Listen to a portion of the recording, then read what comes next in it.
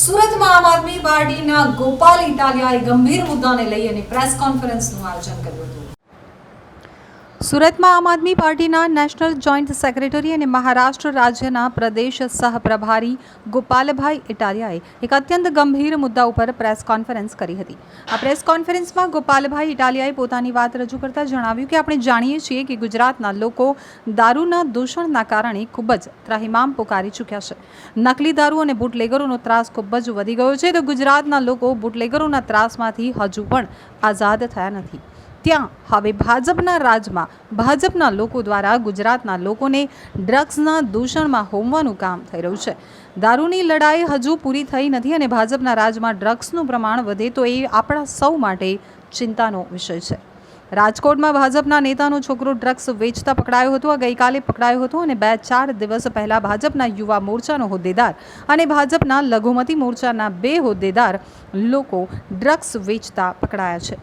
આ લોકોના ફોટા ગુજરાતના ગૃહમંત્રી હર્ષ સંઘવી સાથે પણ જોવા મળ્યા છે। આમ જોતા લાગી રહ્યું છે કે આખા ગુજરાતમાં ડ્રગ્સ વેચવાનું ટેન્ડર ભાજપના નેતાઓએ લીધું છે। આજે બધાને ખ્યાલ છે કે દારૂના ધંધામાં ભાજપના કયા નેતાઓ ભાગીદાર છે અને હવે ડ્રગ્સના ધંધામાં જે રીતે ભાજપના નેતાઓ પકડાઈ રહ્યા છે તે જોઈને લાગી રહ્યું છે કે ડ્રગ્સનો ધંધો પણ ભાજપના નેતાઓ કરી રહ્યા છે।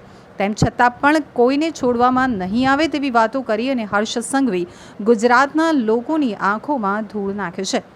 હું હર્ષ સંઘવીને વિનંતી કરવા માંગુ છું કે તમારો હોદ્દો આજે છે અને કાલે નથી, પરંતુ તમે ગુજરાતને બરબાદ કરવાના પાપના ભાગીદાર ન બનો। આટલું બધું ડ્રગ્સનું દૂષણ વધ્યું છે તો આમ પકડનારા લોકોને બચાવવાની કોશિશ ન કરો। ઇટાલિયાએ વધુમાં જણાવ્યું કે પોલીસ ઉપર કોઈ છૂપું દબાણ ઊભું કરવામાં આવ્યું છે, કોઈ છૂપા આદેશો આપવામાં આવ્યા છે। આ આદેશો હર્ષ સંઘવીએ કર્યા છે કે ભાજપના કોઈ નેતાએ કર્યા તેની કોઈ જાણકારી નથી, પરંતુ પોલીસ ઉપર એટલું બધું દબાણ ઊભું કરવામાં આવ્યું છે કે કોઈ પણ સંજોગોમાં વિકાસ આહિર ઉપર માફિયા ગેંગની કલમ લગાડવામાં ન આવે। નિર્લિપ્ત રાય જેઓ એક IPS અધિકારી છે અને સ્ટેટ મોનિટરિંગ સેલના મહાનિરીક્ષક છે, તેમણે એક પરિપત્ર બહાર પાડ્યો હતો। તેમાં લખેલું છે કે કોઈ પણ વ્યક્તિ હિંસાના ઉપયોગથી એટલે કે બળજબરીથી, ધાક ધમકીથી કે અન્ય કોઈ ગેરકાયદેસર માધ્યમ દ્વારા અપહરણ કરે, લૂંટ કરે, ખંડણી ઉઘરાવે, સોપારી આપે, સાયબર ક્રાઇમના ગુનાઓ કરે, ડ્રગ્સના ગુના કરે કે હથિયારોના ગુના કરે તો એ વ્યક્તિ માફિયા ગેંગનો સભ્ય છે તેમ ગણાશે। આ વસ્તુ કાયદામાં લખેલી છે। આ વિકાસ આહિર ઉપર સરકારી અધિકારીઓને મારવા સહિત અનેક આવા ગુનાઓ લાગુ કરેલા છે અને વધુમાં આ વ્યક્તિને સાયબર ક્રાઇમના એક ગુનામાં કોર્ટ તરફથી સજા પણ ફટકારવામાં આવે છે, તો પછી આ વ્યક્તિ ઉપર માફિયા ગેંગની કલમો કેમ નથી લગાવવામાં આવી? આનો ખુલાસો ગૃહમંત્રી હર્ષ સંઘવીએ કરવો જોઈએ। ગુજરાતમાં છેલ્લા ઘણા વર્ષોથી દારૂનું દૂષણ ખૂબ મોટા પાયે વકર્યું છે। ઝેરી દારૂ, નકલી દારૂ, ગેરકાયદેસરનો દારૂ, ભયંકર ત્રાસ ગુજરાતની જનતા દારૂના કારણે અનુભવી રહી છે। અનેક બહેનો અકાળે પોતાના પતિને ગુમાવે છે, અનેક બાળકો પોતાના પિતા ગુમાવે છે। બુટલેગરો ભયંકર દાદાગીરી સમગ્ર ગુજરાતમાં કરી રહ્યા છે।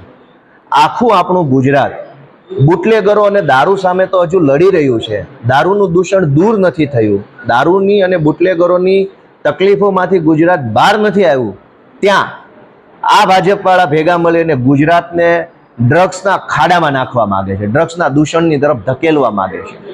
ગુજરાતમાં તમે છેલ્લા 2-4 દિવસની ઘટના જુઓ।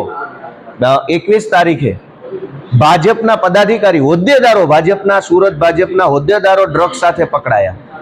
ગઈકાલે રાજકોટમાં ભાજપના હોદ્દેદારનો છોકરો ડ્રગ્સ સાથે પકડાયો। મતલબ ભાજપની સાથે પરોક્ષ રીતે સંકળાયેલા હોય એવા નહીં, ભાજપનો હોદ્દો લઈને ફરતા હોય એવા માણસો ડ્રગ્સ વેચતા પકડાવા લાગ્યા છે। એ બતાવે છે કે ડ્રગ્સના ધંધામાં ભાજપના નેતાના હાથ નહીં, મોઢું નહીં, બધું જ કાળું છે।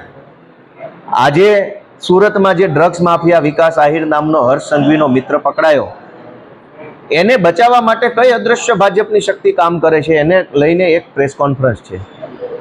આ ભાજપનો હર્ષ સંઘવીનો મિત્ર વિકાસ માફિયા ડ્રગ્સ વેચતા પકડાયો, એના ઉપર ડ્રગ્સની કલમ તો લાગી, પણ ડ્રગ્સની માફિયા પ્રવૃત્તિ કરવાની કલમ લાગેલ નથી। મેં એની ઓનલાઈન FIR જોઈ, ચેક કરી તો મારા ધ્યાનમાં આવ્યું કે આ તો માફિયા પ્રવૃત્તિ કરે છે। ડ્રગ્સનો ધંધો છે એ માફિયાઓના હાથમાં છે, ગેંગના હાથમાં છે। કોઈ એક વ્યક્તિનું કામ નથી કે ડ્રગ્સના ધંધામાં ઇન્વોલ્વ થાય।